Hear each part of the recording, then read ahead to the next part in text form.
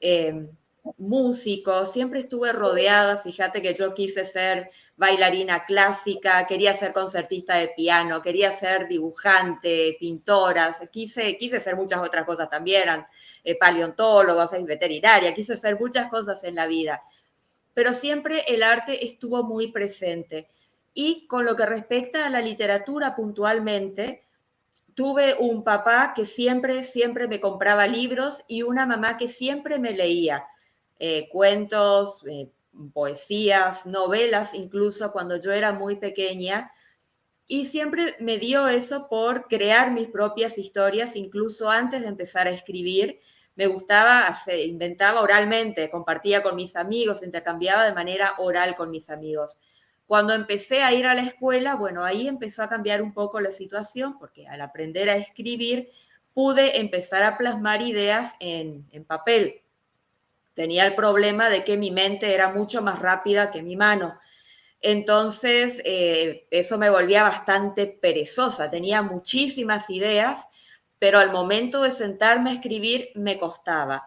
Hasta que, cuando tenía 11 años, descubrí la máquina de escribir de mi mamá, que era una Hermes Baby, que podía ponerme en el regazo y escribir directamente sentada con la máquina en las rodillas. Y ahí sí mis manos pudieron ir a la velocidad de mi mente y cambió totalmente la situación. Hasta ese entonces yo escribía poesías, escribía cuentos cortos, historias infantiles, de aventura, de fantasía, de misterio. Hasta que cuando tenía 12 años tenía una idea rondando, siempre tuve varias ideas rondando que me costó desarrollarlas, porque yo empecé a escribir más para adultos. Cuando empecé con esta novela de la que voy a hablar ahora, que fue la primera novela que presenté y es también la primera novela que escribí. Esta versión es la misma novela que escribí a los 12 años, pero con 3 correcciones importantes encima, ¿no? Pero cuando yo la escribí a los 12 años, era una historia para adultos contada por una persona de 12 años, o sea que no solo me faltaba madurar como escritora, me faltaba leer mucho, me faltaba mucha práctica como escritora, sino que también tenía que madurar en la vida, porque yo era hija y hablaba de la historia de unos padres que tenían una situación con su hija, y yo no sabía lo que era ser padre y no podía ni imaginarme el mundo de compromisos y responsabilidades y frustraciones que tienen los adultos. Pero bueno, al margen de eso, yo tenía esta idea, que era la idea de una nena que tenía sueños raros y en esos sueños extraños muy vívidos ella estaba con otra familia. Básicamente esa era la idea y después por esos vaivenes de la vida, estoy hablando de la historia que escribí a los 12 años, los padres de esta nena y el hermano mayor viajan y se encuentran con esa familia de los sueños, que era una familia real. Y por ahora lo dejo ahí nomás. Eh, Logré terminar de escribir la novela porque era muy frustrante para mí el hecho de que empezaba, tenía ideas muy buenas, empezaba y después es como que me abandonaba la inspiración y se caía la historia y me caía yo también a la par de la historia. Y a esta logré terminarla. Fue durante el verano del 86-87, justo coincidió que yo había terminado la escuela primaria, estaba por empezar en la secundaria. Un dato de color es que la terminé de escribir el 8 de marzo del 87, del 86, 85-86 la escribí, y el 8 de marzo del 86 la terminé el día que yo cumplía 13 años. Y bueno, eso marcó un antes y un después en mi vida, porque yo quería novelas después de tantas novelas que me habían leído, que había leído yo por mi cuenta. Era como un halo mágico el tema de las novelas, de esa historia extensa que tiene historias dentro de historias y personajes que se van construyendo y se van desarrollando, y que hay cajas dentro de cajas y sorpresas y giros sorprendentes donde uno se puede extender todo lo que quiera. Así lo veía yo cuando tenía 12 años. Y bueno, yo tenía muchas ganas de escribir una novela y había escrito una novela, así que imagínense, yo tocaba el cielo con las manos, tenía una felicidad que no se podía creer. Y a partir de esa novela seguí escribiendo otras. De hecho, escribí otra de los 13 a los 14, siempre me daba en las vacaciones de verano, que era cuando más tiempo tenía.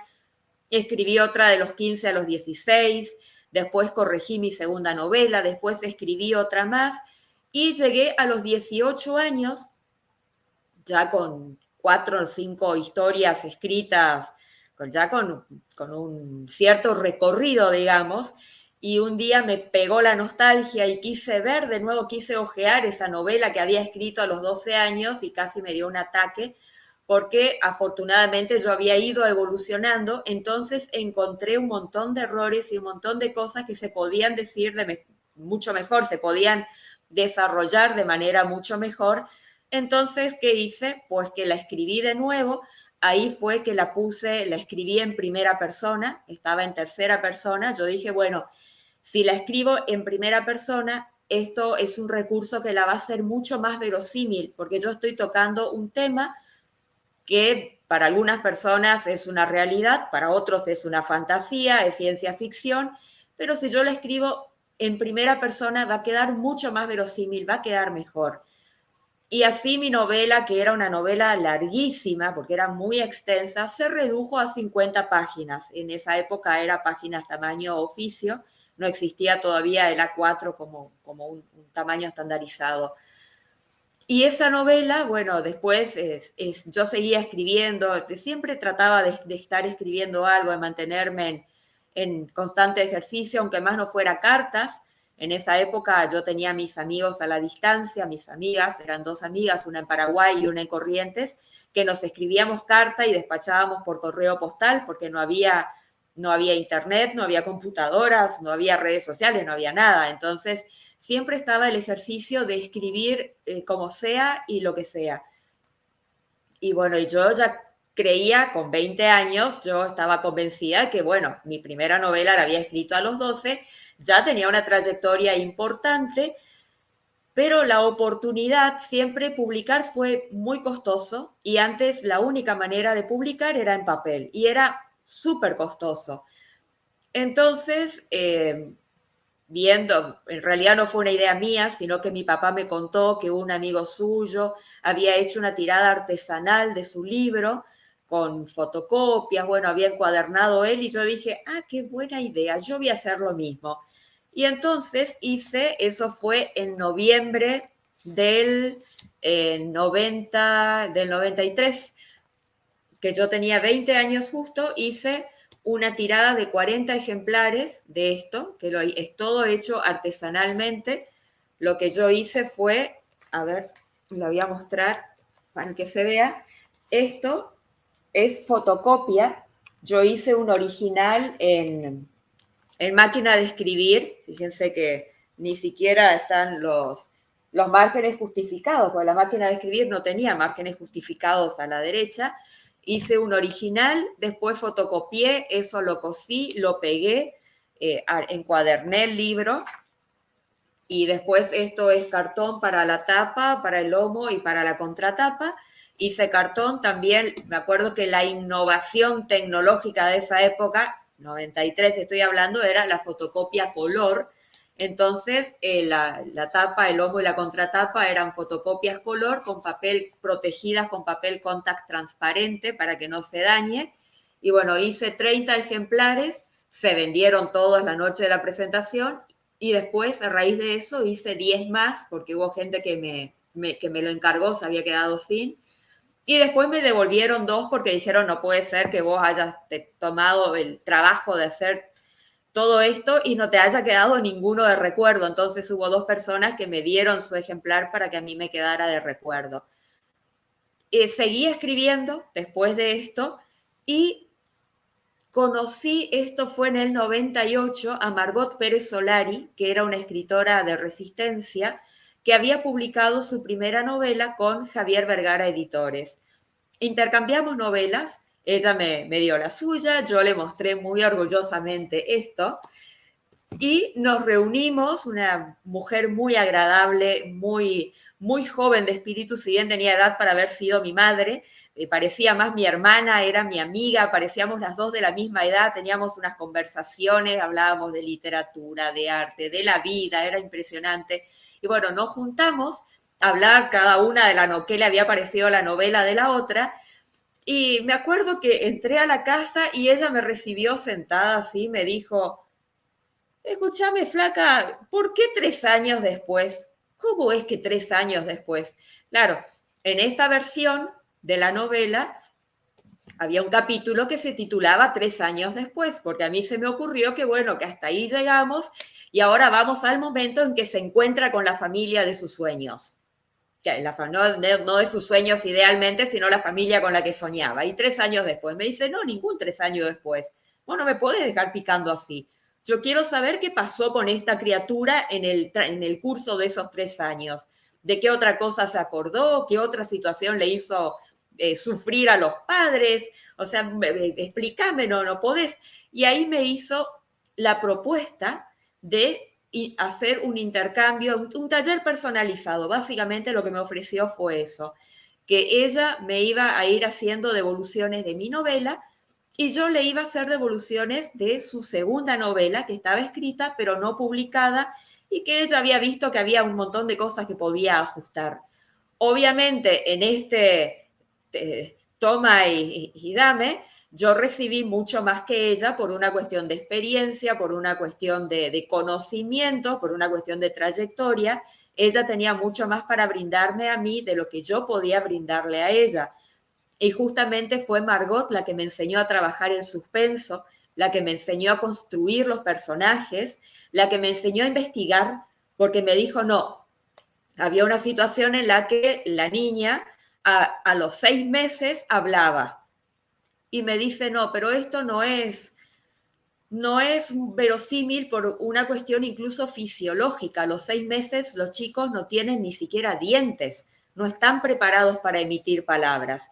Entonces me subí al auto y me llevó a una ginecóloga. Dice: bueno, porque la madre tiene riesgo de pérdida durante todo el embarazo. ¿Cómo se puede justificar esto? ¿Qué medicamento le vas a dar? ¿Qué le indicás? O sea, ¿qué hacemos con una embarazada? ¿Por qué una embarazada podría tener riesgo de perder el embarazo? ¿Y qué se hace para que no lo pierda? Básicamente, década del 70, dale, decime.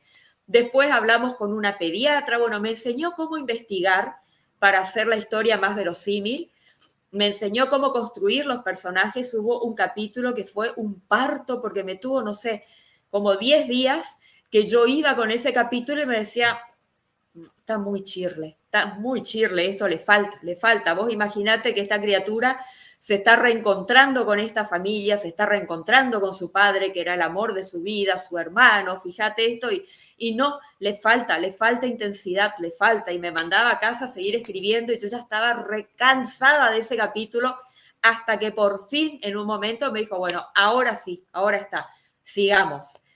Y bueno, ese fue un trabajo muy arduo de muchos meses, muy importante, y con ese trabajo, esta novela tuvo de nuevo un antes y un después, la novela, y mi vida también, por todas las herramientas que Margot me regaló.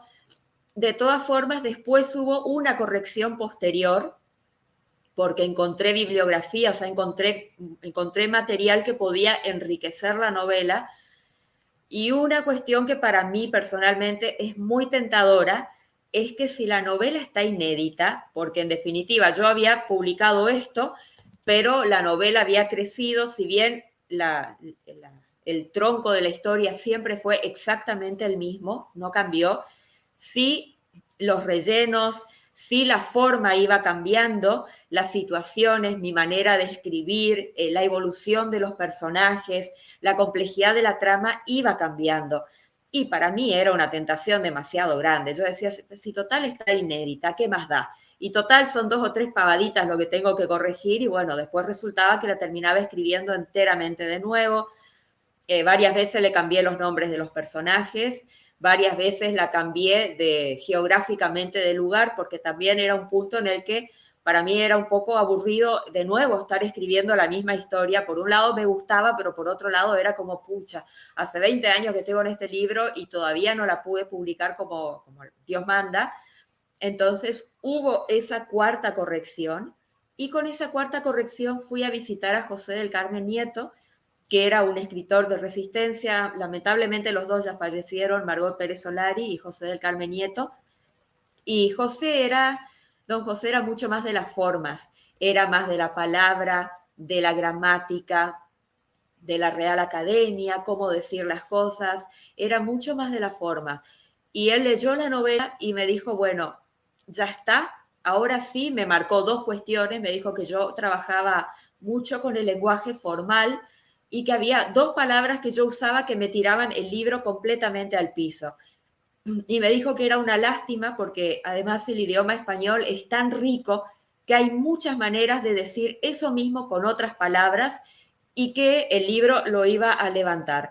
Bueno, dije yo, entonces voy a cambiar estas dos palabras, no cuesta tanto, las cambié y bueno, ahí él me dio el visto bueno, que él venía desde que yo escribí la primera versión a los 12 años, él estuvo acompañándome y haciéndome devoluciones y hablando conmigo de todas estas cosas que cuando yo era muy chiquita no las valoraba porque no las entendía. Yo estaba muy orgullosa con mi libro y pensaba que estaba súper bien y después me di cuenta de que había muchas cosas que se podían mejorar y que efectivamente hacían la diferencia.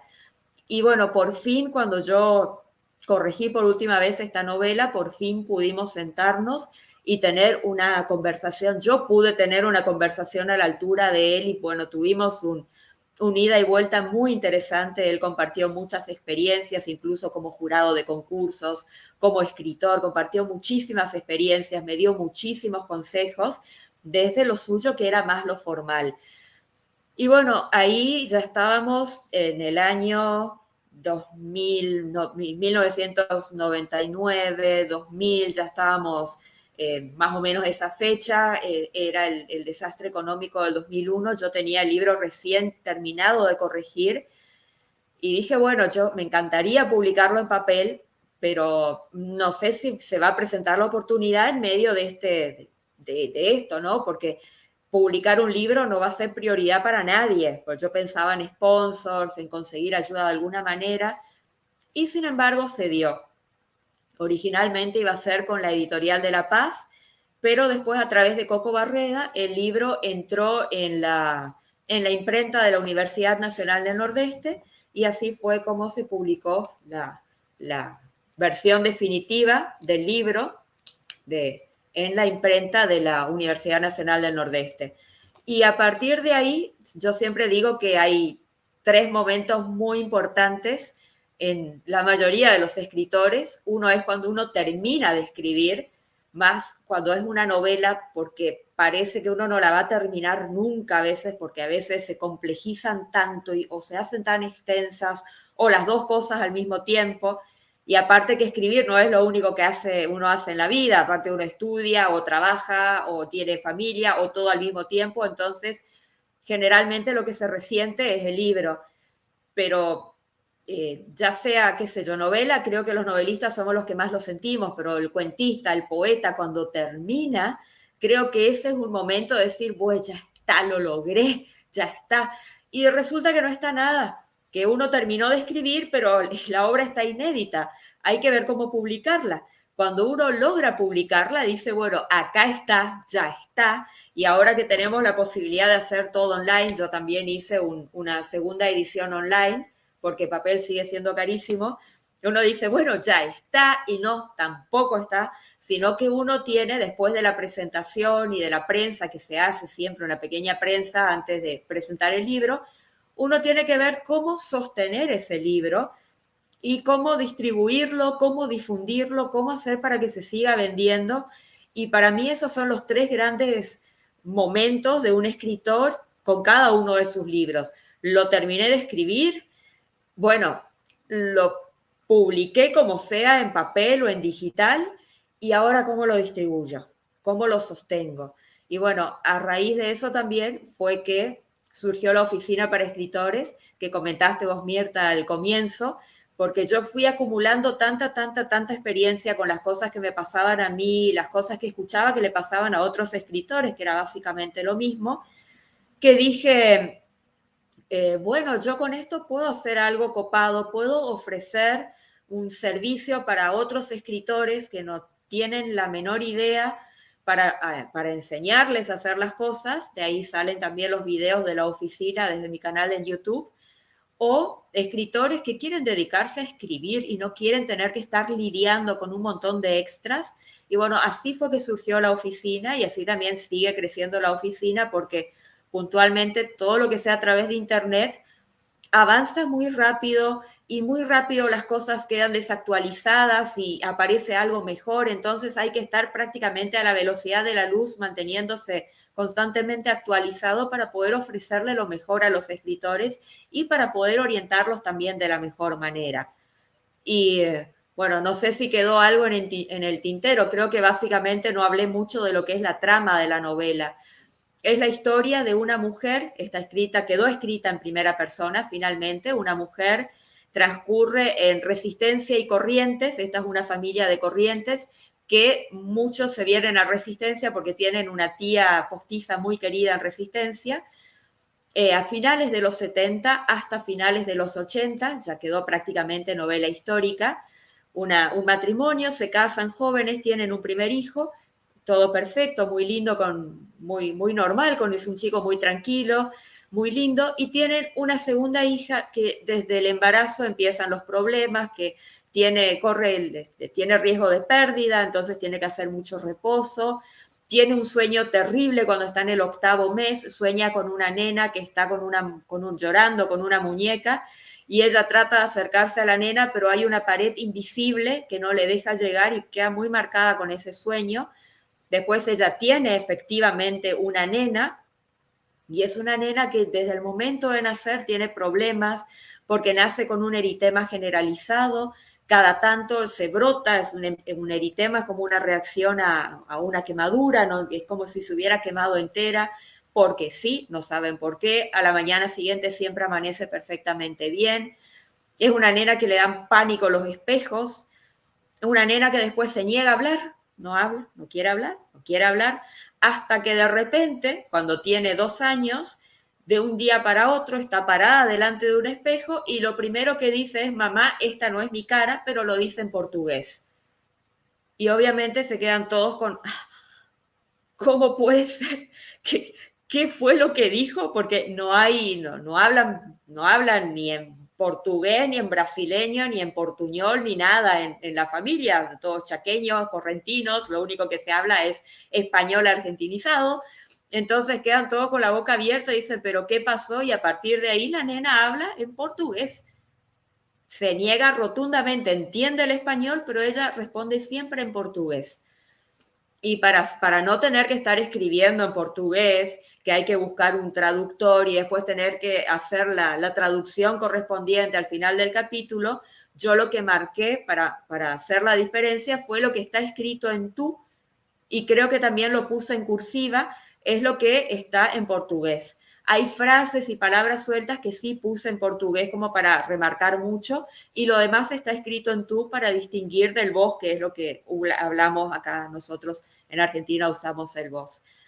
Y bueno, esta nena empieza a hablar de otra familia, de un hermano suyo, de David, de sus padres, y los padres quedan muy asombrados y dicen, pero como si tus padres no somos nosotros. No, ¿y nosotros quiénes somos? Y ustedes son Julia y Walter Bianco.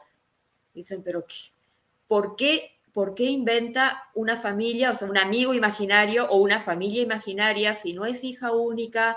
Si está bien, es una nena querida, es una nena amada, tiene todo lo que necesita. ¿Qué está pasando acá? Hasta que, y es una nena reacia, es una nena muy melancólica, muchas veces se despierta llorando, llamando a su papá, que no es su papá Walter Bianco, sino que es su otro papá, el de los sueños, hasta que esa nena eh, se apega mucho a la tía postiza que está en Resistencia, la tía Elena, de la que hablé al comienzo, que fue rarísimo porque una nena que era arisca hasta con las tías y las abuelas, cuando ve a esa tía, se pone súper cariñosa, le habla en portugués, o sea, tiene afinidad inmediatamente. Y tía Elena le dice, tengo un regalo para vos que mi familia me mandó y le voy a comprar algo también a tu hermano para no quedar mal, no puede ser que a vos te dé algo y a él no. Y le regala una muñeca hermosa, una muñeca grande de porcelana, que la nena ya había mencionado varias veces una muñeca, como que ella estaba buscando una muñeca que le tenían que mandar. Bueno, resulta que aparece con la muñeca esta, la tía Elena se la regala y la nena queda enloquecida de contenta, dice, ay, qué una preciosura la muñeca, muy contenta, y cuando tía Elena se va a atender al teléfono, va con la mamá y le dice, mira mamá, David me mandó a Luciana, y la madre ya, no empieces a hablar de esas cosas acá, cállate, porque ya habían pasado varios papelonazos en casas ajenas o delante de terceros que la nena hacía algún comentario raro y después terminaba llorando y no quería la madre, no quería saber nada de eso. Y después empieza, bueno, vuelve la tía Elena y la nena y le pregunta, ¿qué nombre le vas a poner a la muñeca? Luciana. ¿Y por qué? ¿Y por qué es un lindo nombre? Ah, bueno, le dice la tía Elena, está bien. Y después le dice, vos sabés que en realidad fue, le dice a Julia, en realidad fue mi sobrino, no mi hermano, el que insistió en que yo le trajera la muñeca para regalarla. Y se empieza a poner medio, a enrarecerse la situación cuando Julia descubre que el sobrino de Elena se llama David, igual que el hermano imaginario de su hija. Y bueno, y no quiero avanzar mucho más para no terminar spoileando la novela, pero de ahí va. Y tiene dos momentos muy importantes, que es cuando Julia descubre por qué Amanda, la hija, habla tanto de esta familia y los tiene tan presentes. Y el segundo momento importante es cuando esta familia viene de Brasil a Resistencia para acompañar a tía Elena, que está muy sola y sufre de depresiones. Bueno, esos son los dos momentos más importantes de la novela y bueno, hay muchos elementos también, está la muñeca, que con la muñeca Mandy tiene conversaciones muy elevadas para ser una nena tan chiquita. Cuando recibe la muñeca tiene 4 o 5 años, es muy chiquita y tiene conversaciones muy elevadas. Julia siempre las escucha escondidas y dice, acá hay algo que no me termina de cerrar. Después, cuando conoce personalmente a la otra familia, le cuentan la historia de la muñeca y bueno, se le erizan todos los vellos a Julia, dice, por favor, viste, no, nunca me imaginé una cosa así. Y bueno, y básicamente, bueno, hay una fotografía también que aparece por ahí en la que ella, bueno, ahí ve por primera vez esta familia y se quiere morir porque dice, pero entonces eran reales y cómo puede ser, no es una fantasía, sino que realmente eran reales. Y bueno, no sé, si me quieren hacer preguntas yo contesto, por mí yo prefiero pararme acá para no spoilear de más. Y si me quieren hacer preguntas o lo que sea con respecto al proceso del libro o a la trama o a lo que sea, estoy acá, soy todo oídos.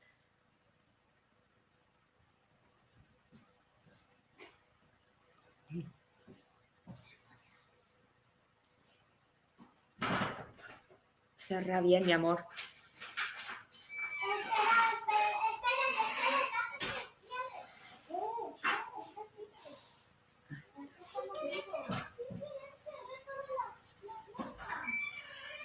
Por favor, el perro. Mis sobrinas, perdón.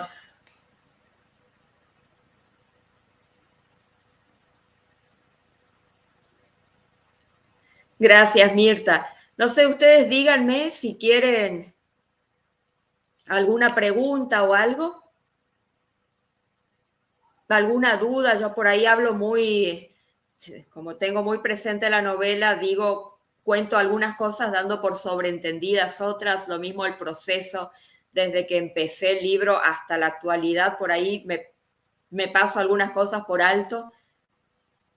La ilustración, la portada.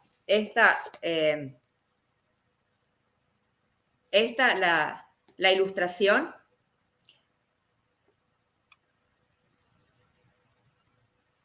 Ah, sí.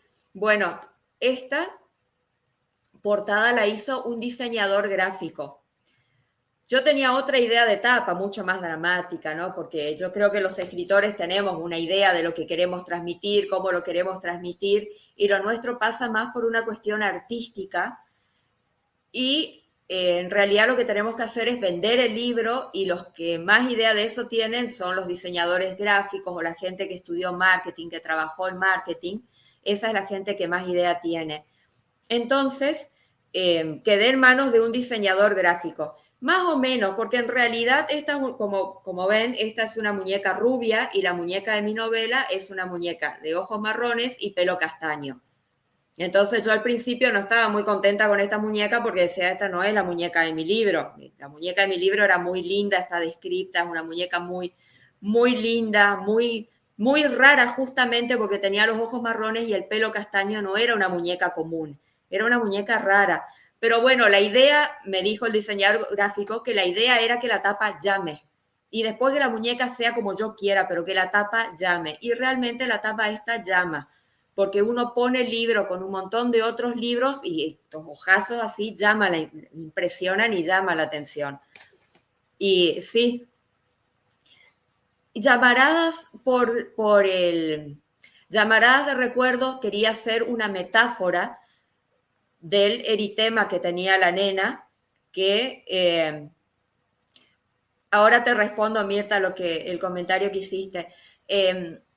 Quería hacer una metáfora del eritema. La nena se brotaba cada vez que se quedaba como si se hubiera quemado entera, cada vez que tenía contacto con fuego. No que tocaba el fuego, si alguien encendía un cigarrillo cuando ella estaba cerca, o las velitas de la torta del cumpleaños, o qué sé yo, las velitas de Navidad. Ya veas, por favor. Perdón, cuestiones domésticas acá. Las velitas, hay gente que tiene costumbre de poner velitas en los árboles de Navidad, cosas así.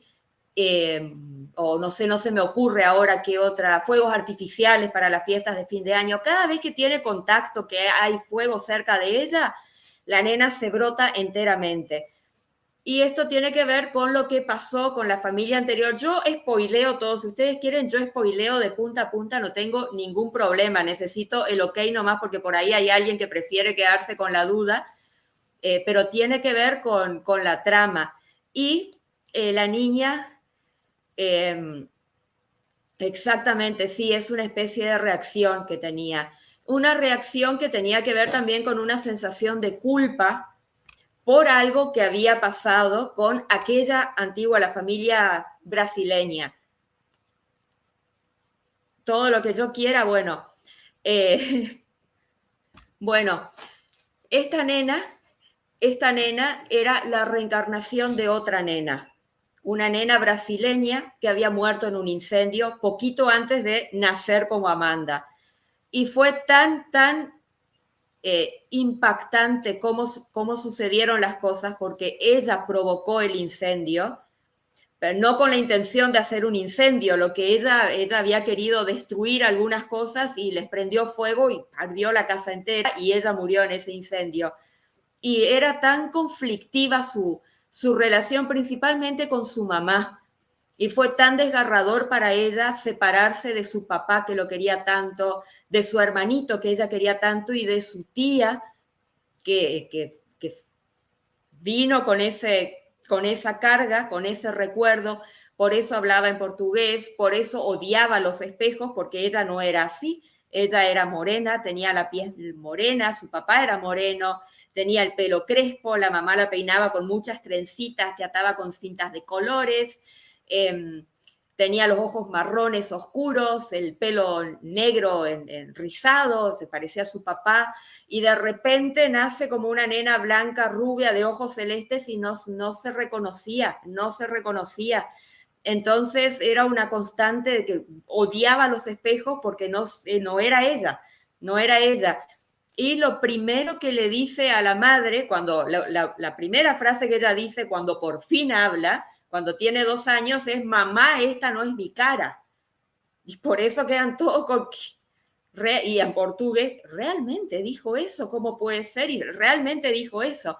Y una vez que estaba la mamá con la foto de la otra familia, que estaba el papá, la mamá, los 2 hijos, y la nena tenía alzada la muñeca, la nena ve la foto, se la saca y dice: esta es mi cara. Entonces, bueno, la madre, hasta que la madre descubre un libro con casos verídicos de reencarnación y dice: claro, esto es lo que está pasando. Pero tiene que enfrentarse al escepticismo de su esposo, de Walter, que considera que no, que son fantasías de la criatura, que la nena debe de haber escuchado algo por ahí porque son muy amigos de tía Elena, y que fue una desgracia porque habían salido todos de la casa y la nena se soltó de la tía para ir a buscar la muñeca. Y por culpa de la muñeca quedó encerrada en la casa y murió en el incendio. Pero la muñeca se la dio al hermano, los dos volvieron a la casa. Pero la nena le dio la muñeca al hermano y el hermano pudo salir, ella no. Entonces quedaron todos con una espina atravesada: el padre, la madre, que era muy estricta, la tía porque la tenía de la mano y la nena se le soltó. El hermano fue el único que no, porque la hermana le prometió que se iban a volver a encontrar y que la iba a reconocer por la muñeca. Entonces, como él era muy chiquito y tenía tenía desarrollado la mente racional, él siempre estuvo seguro de que iba a reencontrar a su hermana, y bueno, al final la reencuentra, ¿no? Pero los demás quedaron destruidos, el padre, la madre, la tía quedaron destruidos. Y al ser tan amigos, las madres de Julia y de Walter, de tía Elena, bueno, esa foto andaba dando vueltas por ahí y bueno, Walter lo que cree es que la nena escuchó historias, que escuchó hablar del incendio, que escuchó hablar de esa familia, que escuchó y que se hizo una historia en la cabeza y está furioso contra Julia porque ella alimenta toda esa fantasía que es súper dañina, porque la nena llega a un punto en el que no los reconoce como su familia y quiere volver con su familia, quiere volver con sus anteriores padres, con su hermano, y bueno, y se arma una situación bastante tensa que no saben cómo manejar realmente, porque los supera tanto a Walter con su escepticismo, que no va ni para atrás ni para adelante, y Julia con todo su conocimiento y su comprensión de la situación tampoco va ni para atrás ni para adelante. Entonces, bueno, se arman varias situaciones muy, muy tensas dentro del tiempo que viene la otra familia y está en resistencia a un puente de distancia solamente. Y sí, hubo un par de psicólogos que se engancharon con la novela para ver sobre todo el tema psicológico de recordar vidas pasadas y cómo eso puede afectar una vida presente. En el caso de la nena de mi novela, ella era consciente. Ella incluso le contó a la madre en una noche que estaba semi en trance, le contó a la madre cómo había sido esa última noche suya y por qué cargaba con tanta culpa y con tanto dolor. Pero en muchos de los casos, el libro que yo menciono en mi novela existe, usted ya estuvo aquí, de la doctora Edith Fiore, ese libro existe y son casos reales, y hay gente que no se acordaba de nada, que solamente con hipnosis regresiva pudieron volver al momento de que se generó su trauma y lo pudieron curar. Y bueno, es un tema que se presta para el debate, porque para mucha gente esto es ciencia ficción o en el mejor de los casos, y si no es una chantada monumental. Y hay otra gente que yo me refería a los Krishna, a los budistas, para ellos es una cuestión religiosa totalmente normal, el ciclo de evolución a través de muchas encarnaciones en la cual vamos pasando por muchas experiencias hasta completar nuestro alma o nuestro espíritu y no reencarnar más. Esto, por eso yo me tomé el trabajo de perfilar bien, porque no es la idea convencer a nadie de nada. Entonces tengo a Julia que dice, bueno, evidentemente esto es lo que está pasando, porque esto calza perfectamente, encaja todo lo que estuvo todo lo que estuvo pasando con esta explicación. Walter, que se niega rotundamente, el papá de la vida anterior de Amanda, que cuando se entera, porque terminan confesándole, contándole, o revelándole sería la palabra, la revelación, así se titula el capítulo, revelándole la verdad, para él es una liberación tremenda, espiritualmente y psicológicamente, porque tanto pensar por qué mi hija, una criatura tan chiquita, por qué se tuvo que ir de esa manera, bueno, y la culpa y el dolor con el que cargaba, ver que su hija estaba viva de nuevo y que estaba bien y que la amaban y que estaba bien cuidada por otra familia, para él fue una liberación tremenda. Su esposa no, quedó muy deprimida, lo mismo que su hermana, que quedaron muy deprimidas después de la muerte, no estaban preparadas para algo así. Entonces, bueno, hubo una especie de acercamiento entre Amanda y la que fue su mamá en una vida pasada. Hay un acercamiento y hay como un consuelo para la mamá de su vida pasada, que mucho no la toleraba porque, si bien físicamente, y eso es totalmente intencional, que las dos nenas hayan sido físicamente tan distintas, totalmente distintas, cada vez que la veía, y encima con la muñeca, esa muñeca del infierno que tiene otra historia también, le recordaba a su hija, entonces estaba mucho más deprimida y mucho más complicada emocionalmente, hasta que tiene un acercamiento con la nena y pasan toda una tarde conversando, y ahí es como que tiene una suerte de curación emocional de lo que pasó.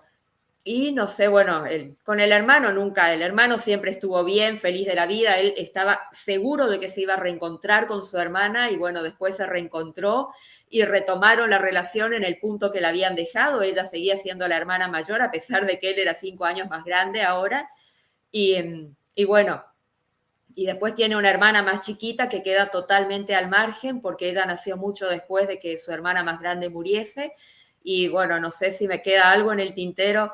Gracias. Sí, sí, Margaret, esa fue la idea, ver y ponerme, por un lado, ponerme en el lugar, y por otro lado, yo observo mucho, observo, y generalmente yo dejo hablar a la gente, dejo que se exprese libremente, que sean ellos mismos, porque me interesan para construir personajes. Entonces yo conocía un par de personas que eran súper ultra escépticas, y con esas personas yo lo construía Walter. Después, bueno, Julia tenía gente también que era muy budista, entonces con esas personas construía Julia, bueno, y así fui construyendo gente muy cristiana, muy católica, que creen no en la reencarnación, sino en la vida después de la muerte, en el espíritu. Entonces, bueno, traté de reconstruir de la manera más leal posible, lo más fiel posible, todos estos perfiles distintos, para que los lectores eligieran con quién querían identificarse. Hubo varios que me dijeron: Julia es una mujer perturbada mentalmente, ¿no es cierto? Porque se identificaban con Walter y les parecía que todo lo que Julia hacía era un desatino y que la mujer estaba mal de la cabeza. Después hubo gente que dijo: no, Julia es una mujer súper, súper espiritual, y más en esa época, que estoy hablando fines de los 70 hasta fines de los 80, que uno no podía hablar de reencarnación como ahora, porque ahora uno puede hablar y te creen o no te creen y te dicen, bueno, que superchería, o te toman en serio o no, pero uno puede hablar y uno dice reencarnación y la gente mal que mal sabe de qué se trata, pero en esa época no. Entonces, para muchos lectores, Julia fue una avanzada, porque hizo un descubrimiento espiritual, y ella se transformó espiritualmente en una época en la que eso no era para nada frecuente. Y gracias, muchas gracias. Y bueno, la idea es que tener los personajes y que el lector saque sus propias conclusiones, no yo instarlo a nada, sino que el lector, a pesar de que el libro está escrito en primera persona, para hacerlo más verosímil, la idea es que el lector decida lo que él quiera. Si le parece que Julia es una trastornada, y bueno, Julia será una trastornada. Si le parece que Julia es una avanzada, y bueno, será una avanzada. Pero eso ya, el libro está acá a disposición del lector para que se complete a partir de los recorridos que tengan y la formación que tenga cada lector. Muchas gracias. Bueno, al libro lo tengo yo, quedan algunos poquitos ejemplares en papel, y si no, en digital está en PDF, que no hace falta, el disquito es simbólico, digamos, está el archivo en PDF porque hay gente que quiere imprimir y leer en papel porque le queda más cómodo, y si no, está el formato de EPUB, que es un texto flexible que se adapta a cualquier dispositivo. Puede ser cualquier teléfono, puede ser una tablet o puede ser incluso en la PC con un programa que se descarga. Pueden comunicarse conmigo a través de mis redes sociales, y si no, entran a través de mi página web, nilmarina.com. Esa es mi página web, ahí están todos mis libros. Y si no, en cualquiera de mis redes sociales, yo en todas mis redes sociales estoy como Marina Nil, estoy en Facebook, estoy en Twitter, en LinkedIn, en Instagram, en YouTube también estoy, tengo un canal de YouTube donde tengo una lista de reproducción que se llama Mis Novelas, y ahí leo algunos fragmentos y sobre todo cuentos cómo es el proceso creativo de cada una de mis novelas. Muchas gracias, Mirta. Sí, fue mucho, mucho tiempo desde que tenía 12 años hasta ahora, fueron muchos, muchos años de mucha lectura, siempre leyendo y leyendo de todo. A mí no me preocupa, yo leo desde clásicos hasta contemporáneos, bestsellers, libros chatarra, yo leo de todo, porque yo quiero ver por qué ese libro trascendió el tiempo y el espacio, o por qué ese libro tuvo tanto éxito, qué fue lo que enganchó. Así que yo todo lo que tengo a mi alcance leo, no tengo ningún problema. Y bueno, y escribir también, es escribir, siempre mantengo esa disciplina. Ahora no estoy escribiendo como tal, sino que estoy corrigiendo mi novela, la que presento en agosto, mi tercera novela, que se llama El juego de las máscaras, que son 5 libros, es una historia, pero en 5 libros, y bueno, estoy en el ejercicio de hacer la última corrección. Y si bien no es escribir exactamente, sí es escribir porque hay algunas cuestiones que tengo que reescribir, revisar, pero siempre, siempre estoy escribiendo algo. Y si no es una novela, es alguna entrada al blog o es el consejo para escritores, pero siempre me mantengo en ejercicio porque si no uno pierde la cancha. Muchas gracias, Margaret.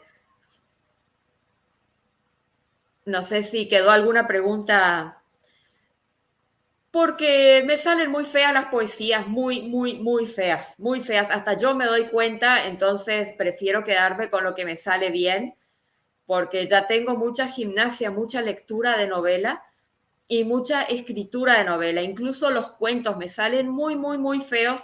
Si ustedes entran a mi canal de YouTube, van a ver con el juego de las máscaras, y cuando presente el juego de las máscaras lo voy a comentar, que es el juego de las máscaras fue un experimento literario porque fue un trenzado de un montón de historias que yo había escrito, y algunas terminé, otras quedaron a medias y otras nunca salieron de mi cabeza, que yo decía, bueno, si así como están, no suman.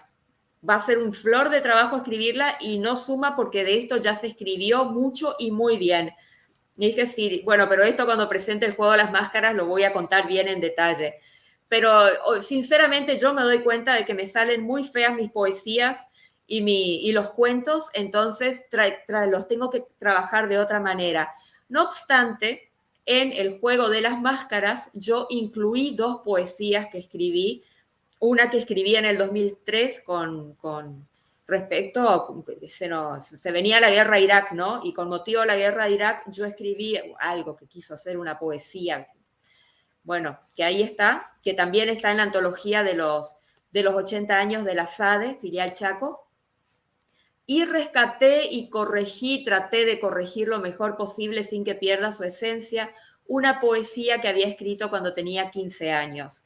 que fue la única de todas las poesías. Ah, y la primera poesía que yo escribí en mi vida, que fue a una maestra cuando estaba en 4º grado, esa también rescaté y está dentro del juego de las máscaras. 3 poesías solamente. Y lo demás no, porque realmente muy, muy, muy feo. Entonces, no, prefiero quedar como novelista nomás, que es lo que sé hacer, y también me cuesta porque ya vieron, estoy hablando de Llamaradas, que la escribí en el 85, 86, hasta que la publiqué en el 2004, pasaron como 20 años, o sea que mis procesos tienden a ser bastante largos. Sí. Bueno, ¿qué consejo le daría? Eh, Tienen que escribir, tengan en cuenta que la novela tiene una estructura mucho más compleja que la del cuento. Entonces, si quieren escribir novela, lo primero que van a tener que hacer es irse un poco por las ramas. Es un ejercicio. Después van a aprender cuándo se están yendo mucho por las ramas y de qué se puede prescindir. Es parte del proceso. Primero uno escribe mucho, mucho, mucho, mucho y después, pero mucho porque sí, porque quiere largo, y después empieza a enriquecer eso. Tienen que trabajar mucho más los personajes. Generalmente se trabaja el pasado de los personajes y muchas veces en el árbol genealógico, depende mucho de la novela, pero tienen que empezar a irse por los detalles. A ver, por ejemplo, tiene que haber más personajes. Uno va a escribir una novela y bueno, tiene que ser muy copado. Stephen King creo que escribió una novela donde hay 2 personajes solamente y es un libro gordísimo, pero bueno, no, él se va también para atrás, recuerda, mecha con anécdotas. Básicamente es eso. Tienen que empezar a trabajar los detalles y empezar a crear historias dentro de historias y a manejar más personajes. Eso es fundamental. Y a ver, la autopublicación fue una solución para los escritores porque realmente esperar que una editorial se interese por la obra de uno y lo publique está bastante complicado, porque incluso hoy por hoy las editoriales ya se manejan de manera distinta. No es como antes, que la editorial efectivamente leía el libro y se le parecía que era potable, lo trabajaba y lo publicaba y corría con todos los costos y al autor le correspondía el 10% del precio de tapa. Ya en términos generales las editoriales ya no funcionan de esa manera. Entonces, estar esperando que llegue ese día es bastante complicado. Uno puede llegar a esperar toda la vida. Internet facilitó muchísimo la jugada, porque ahora uno puede hacer también publicaciones digitales que son son menos costosas, pero mucho menos costosas que una tirada en papel. Lo único que uno tiene que tener cuidado si se va a autopublicar es que a su libro lo vean 1, 2, 3 personas conocedoras que tengan buen criterio y que puedan orientar y que puedan hacer un informe de lectura, así se llama, un informe de lectura, con los puntos fuertes y los puntos débiles de la novela. Y también hay que uno por su cuenta tiene que tomarse el tiempo de madurar. A mí me tomó mucho tiempo madurar porque yo era muy chica, o sea, no solo tenía que madurar literariamente, sino que tenía que madurar yo, tenía que hacerme adulta para poder hacer una historia verosímil, pero sin llegar a ese extremo de 20 años, hasta que uno madure. El libro tiene que madurar, porque en una primera instancia uno es como que escupe las ideas así como salen, porque lo que necesita es plasmarla en el papel, pero después esa primera escritura necesita por lo menos un par de pasadas. Hay que ver el tema de todo, si está bien escrito, por ahí a las ideas hay que decirlas de otra manera. Si uno se encuentra en ese texto, eso es lo importante, que uno se encuentre en ese texto, porque puede ser que uno pague un corrector 5 estrellas y que el corrector realmente haga muy bien el trabajo, pero después el escritor no se encuentre en ese texto. Y eso no es conveniente que pase. En parte eso fue lo que a mí me pasó con la versión de Llamaradas que corregimos con Margot. Cuando yo retomé el libro, no me encontré en ese texto. El libro tenía mucho, mucho de Margot, mucho. Entonces yo dije, bueno, voy a ir ajustando algunas cuestiones que yo hubiera hecho de otra manera, más toda la bibliografía que había encontrado, bueno, un montón de cosas que yo había encontrado con lo que podía enriquecer el libro. Yo dije, bueno, lo voy a ajustar como para reencontrarme yo dentro del texto. Y bueno, es importante tomar distancia el tiempo que sea necesario, que pueden ser 2 meses, 6, 1 año, 2 años. Acá lo importante es no apurarse, porque el que se apura después se arrepiente. Es tomarse la disciplina de escribir, que es hasta una cuestión de educar al cuerpo, porque una vez que uno educa al cuerpo, hasta el cuerpo empieza a reclamar, a decir, bueno, pero este es el horario en que yo me siento a escribir. Pero es un trabajo de disciplina que a algunos les llevará un poco más, a otros un poco menos de tiempo, pero hay que hacerlo. Y después la disciplina de dejar reposar el texto, retomarlo y ver. Incluso uno va a encontrar, no sé, yo así encontré un embarazo de 11 meses, por ejemplo, corrigiendo una de mis novelas, que por Dios, ¿cómo? Y bueno, detalles que mientras estaba escribiendo no me daba cuenta y después me caían los ojos y decía, bueno, menos mal que la corregí varias veces, que estuve revisando, me di cuenta de esto y lo pude subsanar. Hasta contradicciones tan tontas, pero que hacen a la cuestión, como por ejemplo que un personaje tenga un color de ojos en un capítulo y en otro tenga otro color de ojos, y que a uno se le chispotea, pero el lector se da cuenta de eso. O que uno está con muchas cosas en la cabeza, entonces está hablando de un personaje, pero escribe el nombre de otro, y eso, para eso hay que darle un par de pasadas y prestar mucha atención para darse cuenta. Y bueno, una vez que uno le dio 2, 3 pasadas al libro, lo dejó reposar, lo corrigió, ahí sí dárselo a otra persona, si puede ser 1, 2, 3, a ver cuál es la recepción de ese libro, la sincera recepción. Y ver también cuál es la pretensión de uno, porque no es lo mismo si uno quiere escribir una obra literaria, si uno quiere ser superventas o si uno lo único que quiere es publicar su libro, hacer una pequeña presentación con familia, con sus amigos, y bueno, que esto también es mucho. Hay gente que escribe la historia de su vida o que tiene poemas, relatos y quiere legárselos a su familia. Entonces no necesita dar tantas vueltas ni quebrantarse tanto. Lo único que necesita es escribir, dejar reposar, ver que estar satisfecho con lo que escribió, darle algún corrector por si alguna cosa se escapa y listo, ella puede hacer una tirada corta y hacer una linda presentación con familia y amigos y ahí está el legado. Ahora, si uno quiere una obra literaria y pretende ganar premios o ya manejarse en otra esfera, que no sea la familia y los amigos, sino que sean académicos los que aplaudan el texto, bueno, ahí el ejercicio obviamente es mucho más arduo. Si uno lo que quiere es ser superventas y es totalmente distinto al camino, totalmente distinto, y el circuito. De esto yo también he dado charlas en su momento, los 3 puntos de partida de la literatura, porque confundirlos es un desastre y puede llegar a ser desgastante si uno se esfuerza tanto, tanto y en realidad lo único que quiere es dejar un legado.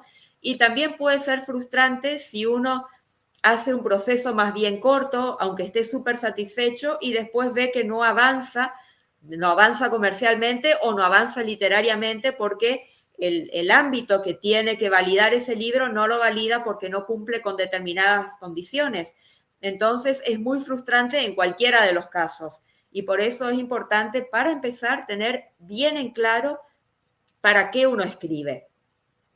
Y una vez que uno tiene en claro para qué uno escribe, bueno, ahí sí, seguir ese caminito y siempre, indefectiblemente, es escribir hacerse una rutina, dejar reposar, revisarlo y una vez que uno está satisfecho, dárselo a un corrector para tener una mirada más desapegada del texto para ver cuánto hay qué convendría ajustar, cómo ajustar. Y bueno, eso yo creo que el corrector, pueden faltar muchas cosas en un libro, pero corrector no puede faltar porque a uno siempre se le escapa alguna cosa.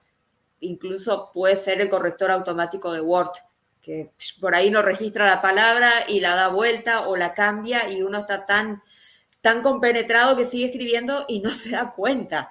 No se da cuenta hasta que no ve la palabra impresa y ahí ya es demasiado tarde.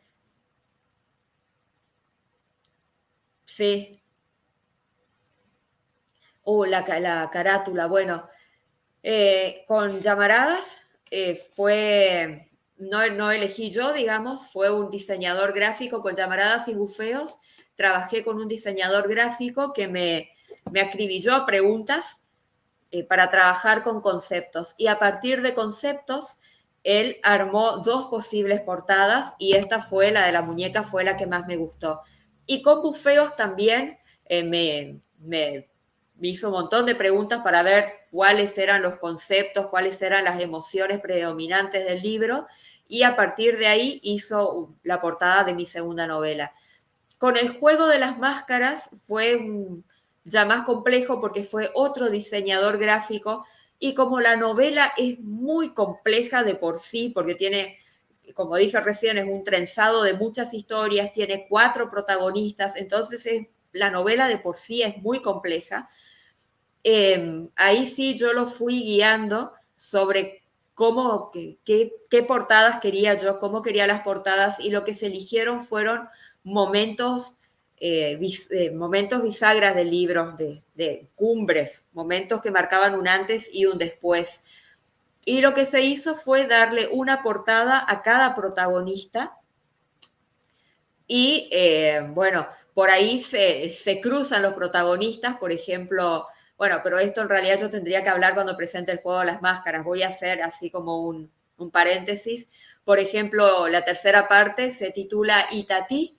Itatí tiene que ver con una búsqueda de Ignacio Magallanes y en la portada hay una mujer embarazada, que es otra de las protagonistas. La cuarta parte se llama La hija del doctor, que es una de las protagonistas, pero en la portada hay un pintor y eso me dijeron, ¿por qué hay un pintor si se titula La hija del doctor?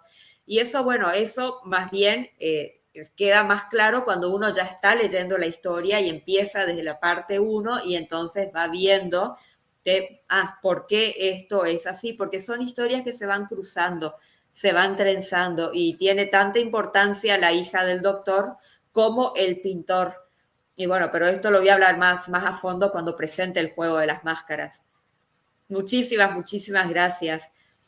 Y bueno, eso yo siempre digo, hay dos cosas que son muy importantes para un libro. Si uno se va a manejar más comercialmente, digamos, si uno va a competir con otros libros, muy fea esa palabra, pero es así, si uno va a competir con otros libros, uno es el corrector y el otro es el diseñador gráfico. Si uno va a poner su libro en una librería, ya sea papel o en una librería digital, la tapa tiene que estar bien hecha porque va a competir con otros libros, entonces tiene que llamar. Y para mí esas son las dos cosas que no pueden faltar nunca, salvo que uno haga una edición para regalar a familia y amigos. Ahí sí, no importa la portada, puede ser la que uno quiera. Pero si uno va a ir a competir, ya sea como literatura o como literatura comercial, ahí sí es muy importante corrección y diseñador gráfico. Un grupo de escritores dicen para mí que lean mis libros, sí, yo tengo una correctora, tengo gente que lee mi libro y que me da una devolución. Y yo también lo puedo hacer para otros escritores, digamos, pero es muy difícil ser muy objetivo, totalmente objetivo con uno mismo, siempre alguna cosita se va a escapar. Pero lectores creo que les dicen lectores alfa o lectores cero, no me acuerdo ahora cómo les dicen los lectores beta, no me acuerdo, pero tienen un nombre que son los lectores, los primeros que toman el libro y lo leen y le ven los puntos fuertes y los puntos flacos al libro. que eso varía, pues no es lo mismo si uno quiere literatura comercial que si quiere literatura, digamos, artística. Y no sé si tienen alguna otra pregunta. Es un tema del que podríamos realmente hablar horas y horas y horas, porque es el tema de cómo es el proceso de un libro, es un tema apasionante y tiene muchos, muchos vericuetos, y hoy día hay muchísimas oportunidades, pero también son tantas las oportunidades que uno termina perdiéndose, y también hay mucha competencia porque Internet puso todo a disposición. No, nos igualó, digamos, todos tenemos las mismas oportunidades, entonces hay muchos más escritores y hay mucha más competencia, por eso es tan importante ser lo más profesional posible, porque esa es la posibilidad que tenemos de poder hacer las cosas bien, de poder llegar más lejos. Gracias, muchas gracias, Mirta. Bueno, aquí está, cuando quieras, aquí está la chiquita, esta quedó la más chiquita de todas mis novelas, parece larga, pero al lado de las otras quedó chiquita.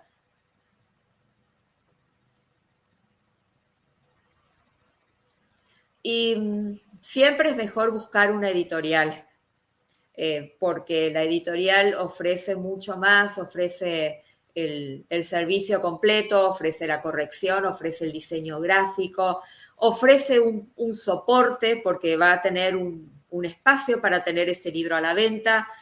Si es una editorial un poco más importante, lo va a distribuir en varias sucursales, va a organizar una linda presentación, y el escritor va a poder, hasta cierto punto, digo yo, va a poder desentenderse de algunas cosas. No de todas, porque hay que tener en cuenta que la editorial publica muchos libros y no puede tomar de la mano a todos los libros y seguir de cerca el proceso de todos los libros. Pero sí hace gran parte del trabajo y es un alivio para el escritor. El punto con las editoriales es que generalmente ofrecen un presupuesto y bueno, no todo el mundo está en condiciones de poder hacerse cargo de esa suma de dinero. Por eso muchos escritores prefieren el tema online, porque es algo que pueden manejar por sí mismos y es mucho más fácil, y en todo caso es mucho menos costoso. Pero si uno puede... sí, la muñeca es de porcelana, Mirta. La muñeca de la novela, y creo que esta, la de la tapa, creo que también, pero la muñeca de la novela es de porcelana.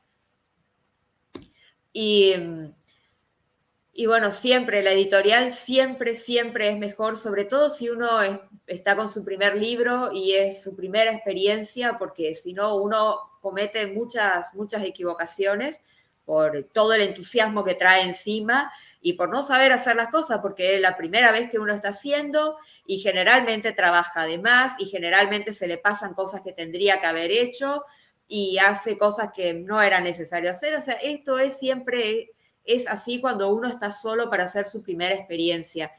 Entonces, lo ideal sería una editorial o alguien que acompañe el proceso, que sepa cómo es y que oriente al escritor y lo guíe para que el proceso sea lo más placentero posible, que sea lo menos costoso posible, tanto en tema de dinero como en tema de tiempo, como en tema de expectativas, o sea, no tener tantas expectativas y después no se cumplen, la frustración es muy grande. Entonces, tener a alguien que acompañe al escritor en lo que es todo este proceso y que salga que sea lo más lindo posible, porque uno pasa tanto tiempo escribiendo, deja vida escribiendo, porque uno deja de vivir realmente.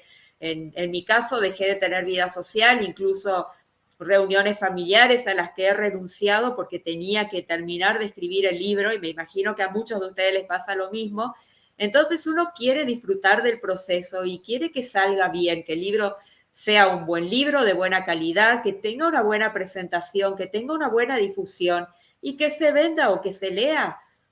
Entonces, bueno, lo importante es eso, que alguien te acompañe, sobre todo si es la primera vez. Si ya tenés algunos libros publicados, yo ahora ya me largo sola, digamos, pero porque ya metí todas las patas que había que hacer, ya cometí todas las equivocaciones que se podían cometer, ya todo lo hice y bueno, así salió la oficina, ¿no? para ayudar a otros escritores a que no les pase lo mismo que me pasó a mí, que le pasó a la mayoría de los escritores, porque todos pasamos por esa experiencia. Así que si encuentran una editorial y es una buena editorial, por ahí es preferible una editorial de escritores, porque los escritores saben cómo es el proceso y generalmente son editoriales que surgen para acompañar a otros escritores. Que si es una editorial más formal, más empresa, digamos, que vive de ser editorial, por ahí el trato es un poco más impersonal, pero porque ellos viven de hacer libros, entonces, no sé, si pueden hacer 20 libros por mes, hacen 20 libros por mes y no pueden dedicarse y estar acompañando paso por paso a todos los escritores en el antes, el durante y el después. Es una cuestión lógica, ¿no? Entonces es bueno conocer todas las opciones y ver si es la primera experiencia, si no, si ya es una cuarta o quinta experiencia y uno ya está más ducho en el tema, bueno, puede probar en una de estas editoriales más profesionales, digamos, más grandes, con más estructura. Total, uno sabe cómo es el proceso y no necesita que lo estén llevando de la mano paso por paso, ¿no? Hay que ver dónde está uno parado para ver cuáles serían las mejores opciones y bueno, y siempre tiene un poco de lotería, esto puede salir muy bien como puede no salir tan bien, ¿no? Así, si es el primer libro, sí, paso por paso, no te apures, tomate todo el tiempo que necesites, corregila, déjalo reposar, revisalo un par de veces y después, acá el que se apura pierde. Tomate todo, de nuevo, ya con Llamaradas estuve 20 años, que creo que nadie va a estar 20 años, pero yo porque la escribí muy chiquita. Bufeo, que fue mi segunda novela, estuve 3 años para escribirla y 2 años más me tomó la corrección hasta que la terminé y la pude presentar, 5 años, que fue la novela que más rápido escribí. Y El juego de las máscaras, bueno, ya cuando presente El juego de las máscaras les voy a contar, pero eso sí que se desbordó por todos lados, pero por la complejidad que tiene la novela.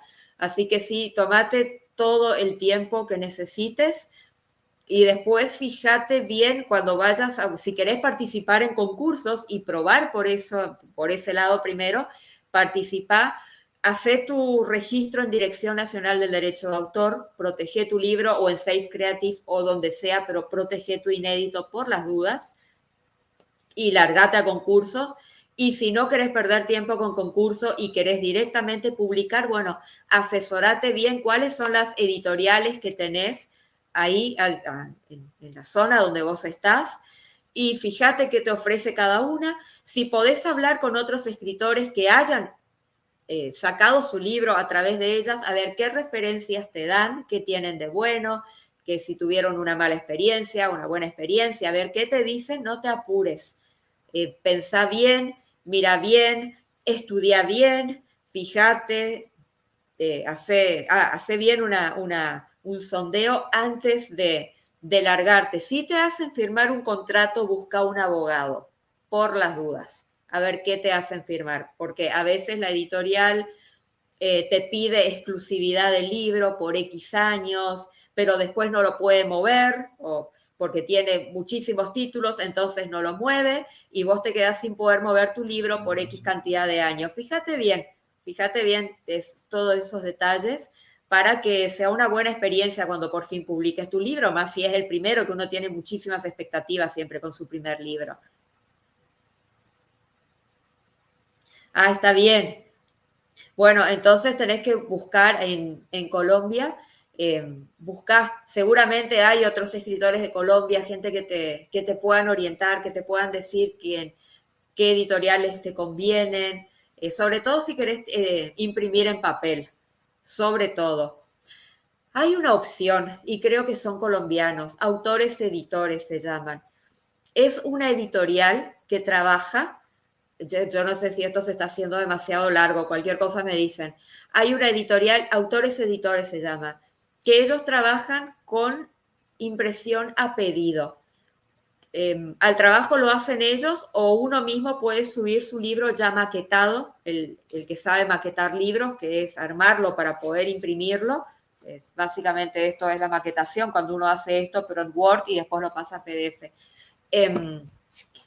Ellos, si el escritor no lo sabe hacer, ellos, no sé si es caro o no es caro lo que cobran, la verdad, porque no sé qué relación hay con peso argentino, pero uno puede subir sus libros maquetados o pedir ayuda.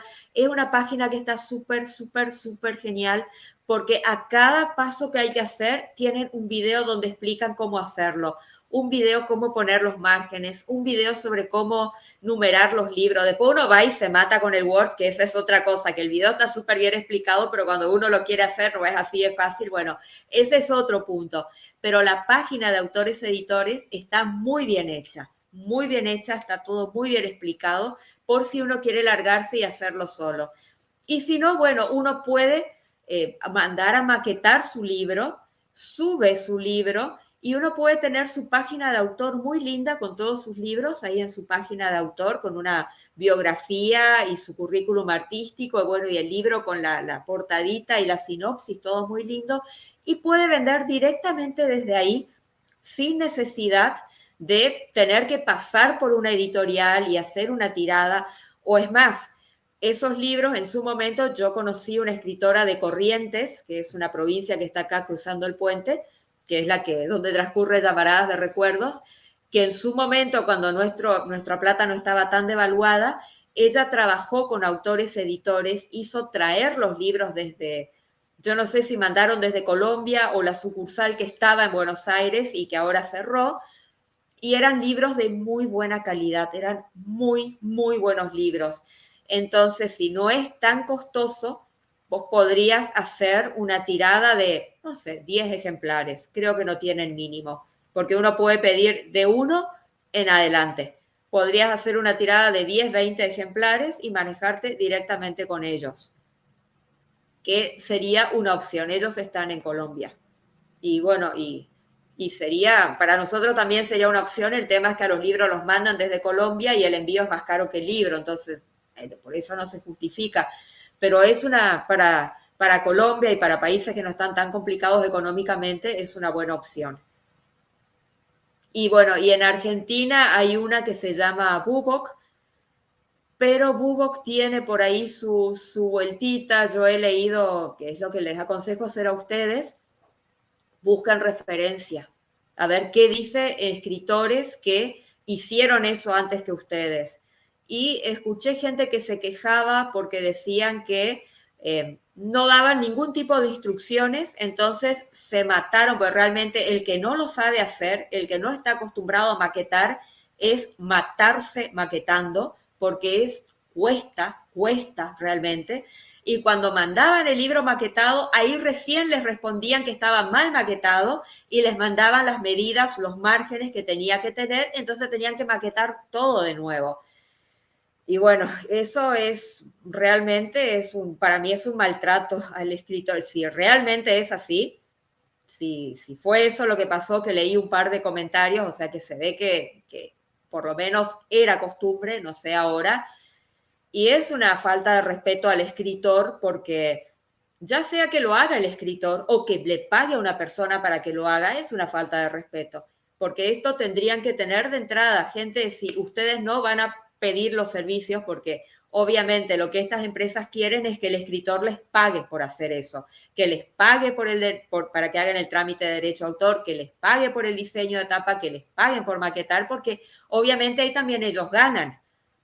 Pero si le están dando al escritor la opción de hacerlo por sí mismo, de entrada tienen que decir, si ustedes van a maquetar, ustedes o van a mandar a darle a alguien para que les maquete de onda a un diseñador gráfico, estos son los márgenes, este es el tipo de letra, hagan esto así, esto así. Es lo que corresponde y es lo que hace Autores Editores de Colombia, que tiene todo perfectamente, todo. No hay ninguna pregunta que quede sin responder en esa página y por eso me gustó tanto y por eso lamenté tanto que hayan cerrado la sucursal de Buenos Aires, porque esa hubiera sido una solución para los escritores de Argentina. Sí, Sí, es así, uno se equivoca, la primera vez sale espantosa, la segunda vez sale mejor, hasta que uno le va tomando la mano y sale bien, y ya uno aprende cómo poner los números de, bueno, maquetar es mucho, hay que, dónde empieza el capítulo, si uno va a dejar en blanco, esto ya es muy técnico, ¿no? Pero hay muchos detalles a tener en cuenta, porque además lo que uno ve en la computadora, cuando lo pasa a papel, no siempre queda tan lindo como quedaba en la computadora. Y a veces cuando uno manda el libro para que lo impriman, hay un problema de compatibilidad de fuentes, del tipo de letras, entonces uno había elegido una letra súper lindo. Esto pasa más con las portadas, más porque para los libros generalmente se usan letras muy clásicas, como la Arial, la Times, que todo el mundo las tiene. Pero a veces pasa que uno elige una letra por ahí para los títulos de los capítulos y que uno la tiene, pero la imprenta que va a imprimir el libro no la tiene, entonces cambia automáticamente la fuente y sale un mamarracho, bueno, cosas que uno va aprendiendo con la experiencia, obviamente. Es uno, bueno, y está bueno equivocarse, por eso yo siempre voy primero, mi caballito de batalla siempre son mis libros. Entonces, si yo me equivoco, son mis libros, no son libros de otros escritores que entran en la oficina. Y cuando ya me equivoqué tanto que aprendí a hacer las cosas bien, porque aparte son uno más largo que el otro, o sea, con esto aprendo a hacer las cosas bien, no tengo tercera opción, aprendo. Después ya estoy tan canchera que puedo recibir libros ajenos y yo sé que esos libros van a salir perfectos, porque ya aprendí tanto con los míos de tanto hacer y volver a hacer y rehacer y practicar y dale y vamos de nuevo, que ya aprendí a hacerlo y ahora desde la oficina yo tengo algo bueno para ofrecer a los demás escritores, tanto si para maquetar en papel como para hacer el libro en PDF o el libro en EPUB, el formato flexible para leer desde cualquier dispositivo.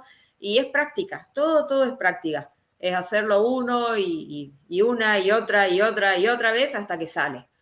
Y en algún momento sale. Y también tiene que acompañar la tecnología, obviamente, porque todo esto son trabajos que uno hace en la computadora y obviamente influye si la computadora es viejita, y a veces hay muchos programas que se manejan online y si internet no se comporta y se corta cada rato, bueno, todo eso también influye, obviamente que sí. Y puede llegar a ser muy frustrante, pero bueno, por eso uno se tiene que manejar con tiempo. No, tratar de decir, bueno, este es un trabajo que va a llevar tanto tiempo y armarse de paciencia, y por eso yo les digo que no se apuren cuando van a publicar un libro, porque uno sí está con todo el entusiasmo y toda la emoción y por ahí uno primero pide la fecha y después se pone a corregir y a ver quién lo va a maquetar y cómo va a ser el diseño, y es todo al revés. Primero hay que terminar de corregirlo bien, totalmente, registrarlo, dárselo a un corrector una vez que está bien, porque puede llegar a ser muy largo el proceso de corrección, siempre depende de la extensión del libro, la complejidad, la cantidad de errores, depende de muchas cosas. Y una vez que el libro está corregido, ahí recién conviene ver si uno lo saca en papel o en digital, como va a ser, tener el libro listo, y cuando uno tiene el libro listo, recién pedir fecha. Pero Marina, me dan fecha para dentro de 6 meses recién, no importa.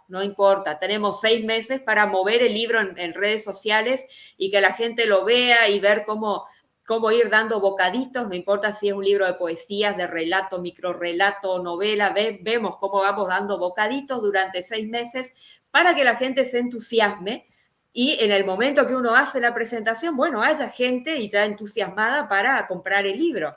O sea, nunca es pérdida de tiempo. Con el tema de los libros, yo siempre pongo el ejemplo de un hijo.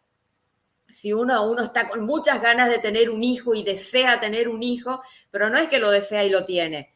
Tiene que tener su pareja primero y tiene que lograr quedar embarazada la mujer, y después no es que queda embarazada y a las 2 horas tiene un hijo, ¿no? Ahí tiene un aborto a las 2 horas. No, tiene que esperar, y el proceso de un bebé son 9 meses. El proceso de un libro puede ser mucho menos, puede ser mucho más, depende del libro, pero hay un proceso. Y si sale antes de tiempo y va a haber algún problema, porque no va a estar del todo maduro. Entonces, en materia de libros, conviene pensar a largo plazo. Siempre conviene pensar a largo plazo. No sé si queda... Ajá. Tengo acá a mi sobrina, pobrecita, que está con una dieta estricta por un problema de pancita. Y no sé si tienen alguna duda, algo más que pueda resolver. Yo aprovecho para mandar el chivo. Les comento en mi canal de YouTube, estoy siempre con Marina Nil, me encuentran con mi nombre. Tengo una lista de reproducción que se llama La Oficina. Y ahí yo desarrollo temas que tienen que ver justamente con la oficina, pues ahí esa es mi canal de YouTube, es todo lo que yo ofrezco gratuitamente para los escritores que quieren hacer autogestión y quieren aprender a hacer por sí mismos y solucionar dudas y bueno, y empezar a manejar ellos mismos por una cuestión de que no encuentran un buen profesional o que no tienen dinero, porque eso también pasa, que me pasó a mí, digamos, yo todo lo que aprendí lo aprendí porque no tenía dinero para pagar a los profesionales que se pudieran ocupar del tema. Entonces tuve que aprender yo a hacer todo esto. Y ahí está, en la oficina, se llama la lista de reproducción. Hay muchísimos temas y consultas que me hacen los escritores. Hubo un par de escritores hace un tiempo que me preguntaron si la extensión influía o no influía. Y dije, la pucha, había sido que este es un tema que los está preocupando bastante, porque hubo varias consultas que recibí. Entonces hice un vivo hablando sobre la extensión del libro y hasta en qué situaciones puntualmente sí importa la extensión del libro y en cuáles no. Entonces, bueno, ahí yo voy desarrollando temas, también se aceptan temas, que me pueden sugerir si hay algún tema que les esté preocupando, que les interese. Hablé de agentes literarios, por ejemplo, que acá en Argentina no hay, pero bueno, hablé qué son, dónde los pueden conseguir, o sea, todos temas que interesan, temas que preocupan a los escritores, que hace a la formación de los escritores. Así que, ay, bueno, gracias Mirta. Cuando quieras, acá nosotras estamos más o menos cerca, así que cuando quieras arreglamos y te la doy. Así que, bueno, ahí está, me encuentran en redes sociales y bueno, y en mi canal de YouTube está todo lo que ofrezco gratuitamente. También aprovecho también para comentarles que en mi canal de YouTube tengo una lista de reproducción que se llama Escritores Invitados. Hago 4 convocatorias al año, la primera en marzo, por el Día Internacional de la Poesía, el 21 de marzo. En junio, en Argentina, tenemos el Día del Escritor, el 13 de junio, y el 15 el Día del Libro, pero mis convocatorias son abiertas a escritores hispanohablantes de todo el mundo, así que no importa que sean argentinos o no.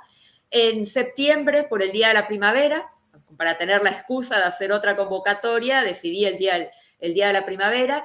Y en diciembre, por Navidad y Año Nuevo, se hace una 4ª convocatoria. Yo abro la convocatoria un mes antes.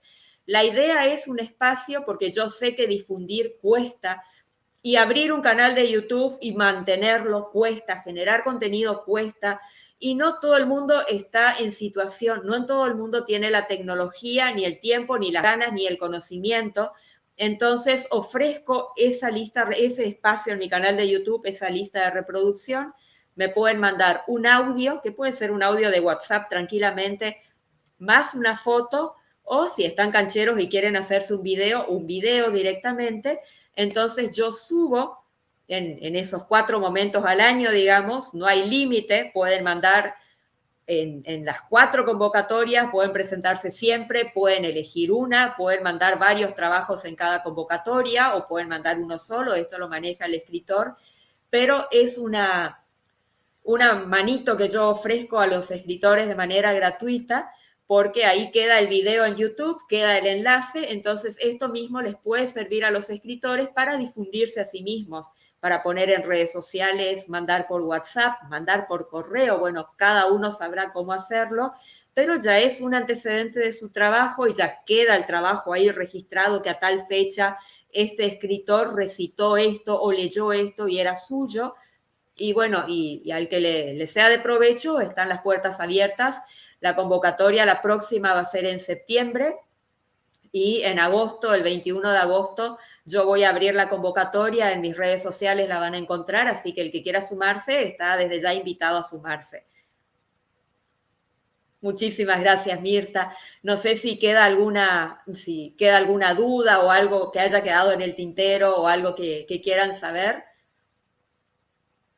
Si no, los invito desde ya en agosto. Voy a presentar el juego de las máscaras y bueno, si me invitan a la Feria Mundial, me sumo con el juego de las máscaras a la Feria Mundial y bueno, les cuento bien el proceso que es bastante más complejo que el de llamaradas.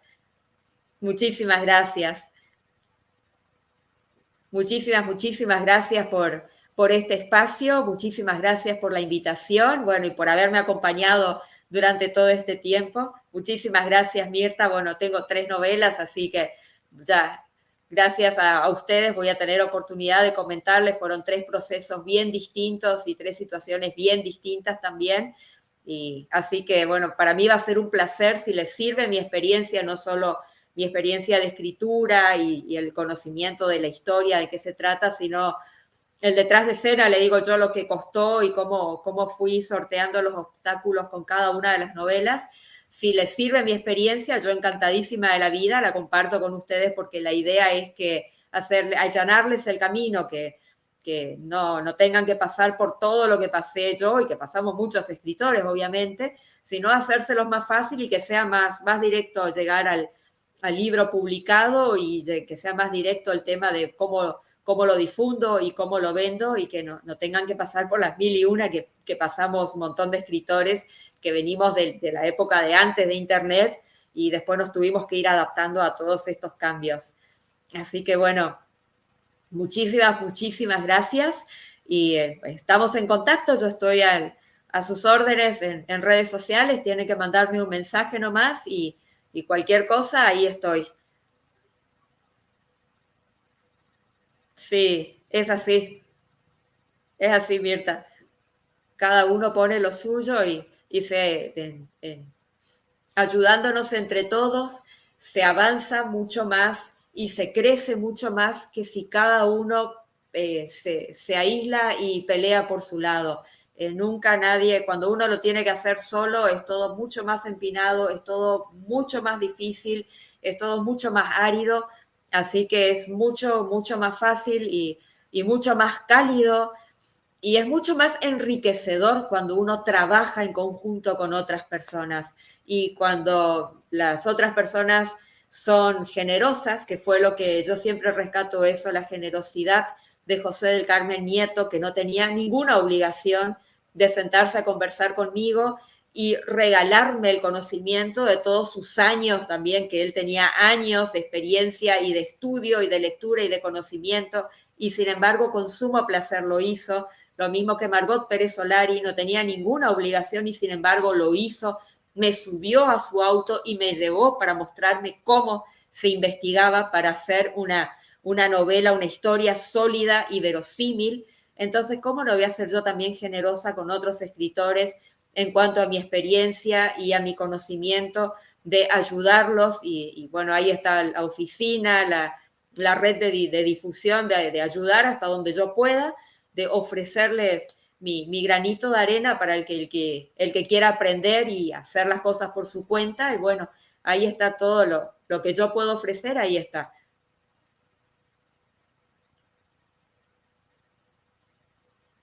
No sé si quedó algo más, Mirta.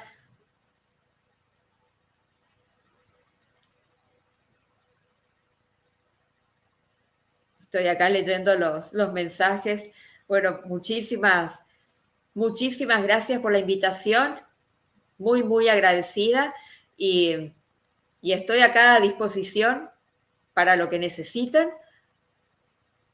Muchísimas gracias también por haberme acompañado. No sé si me despido y salgo o si la transmisión la cierran ustedes. No sé cómo es el trámite. Muchas gracias, Mirta. Yo tuve el placer de entrevistarte como la gestora cultural que sos en octubre del año pasado. Ahí fue que surgió esto. Y bueno, fue un placer. El trabajo que hace Mirta también es impresionante, impresionante porque ella sola se manda y ella se creó este grupo enorme y maravilloso de todas partes del mundo y es realmente para contarlo una y mil veces y ver cómo fue evolucionando este grupo es maravilloso, así que mis respetos y mi admiración, Mirta, por el trabajo que estás haciendo y muchísimas gracias por esta oportunidad. Bueno, me despido y bueno, y quedo a las órdenes y en contacto desde redes sociales y muchísimas gracias de nuevo por esto. Un gustazo haber estado con ustedes. Chau, chau.